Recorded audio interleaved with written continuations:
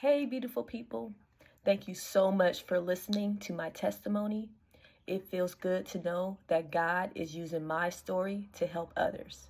Now, let's unravel my darkest memories. We stayed with our dad's sister and her 2 kids in a 2-bedroom apartment in Oakland, California, near Fruitvale Avenue, a few blocks down from Manzanita Community School. From what I remember, my aunt and I were cool with each other. She always wanted me to sing A Friend of Mine remix by Kelly Price, but Dad didn't let her watch us. She was a crack addict, prostitute, and a hustler.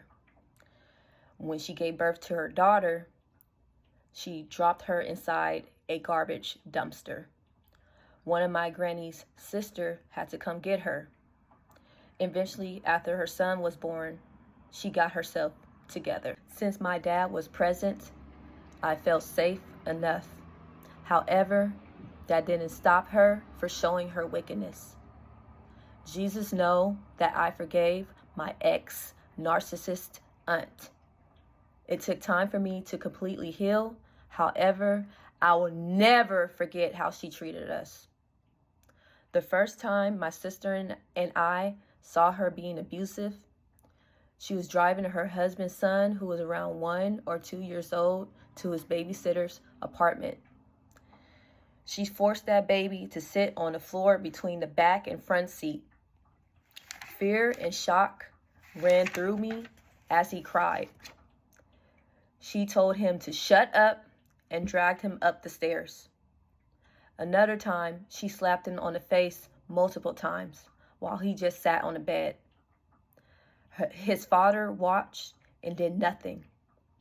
Eventually, she forced him to take his son to live with his babysitter permanently. The police arrested my dad while we were in school. I was in the auditorium getting ready to go to the after-school program when my aunt and her daughter barged in to tell me the bad news. I was alarmed but not surprised. My dad always went to jail, leaving us to stay with a friend or relative. This time, things were different. He was charged for a white-collar crime using fake checks for his personal gain. By the time we made it back to my aunt's apartment, the police already raided it. That night, we all cried.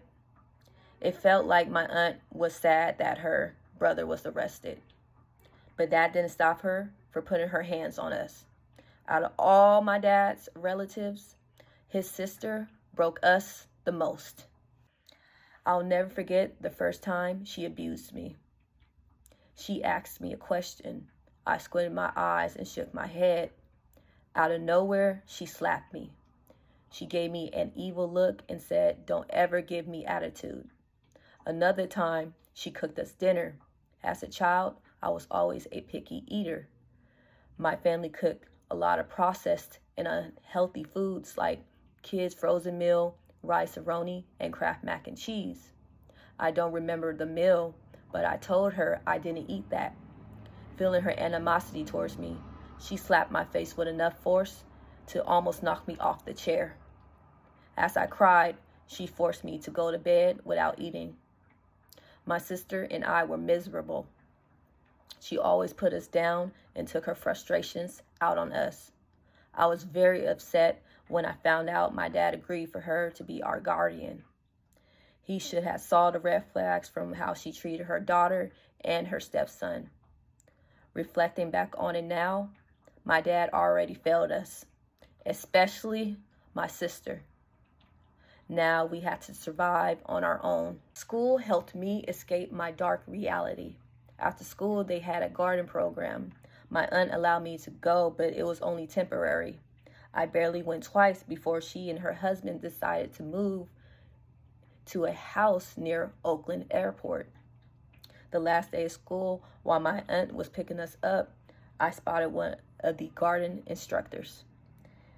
I said hi and we talked for a bit. She asked why my sudden absence, and my aunt casually brushed the question off. As I got in the backseat of the car, my aunt gazed at me with so much hatred and berated me on how she didn't like the way I talked to the lady. Feeling her frustration, she finally said, "I hate you." Deep down, I knew she meant it. I cried, but she didn't care. The pain and suffering already began. Thank you. God bless. Stay tuned for part 4.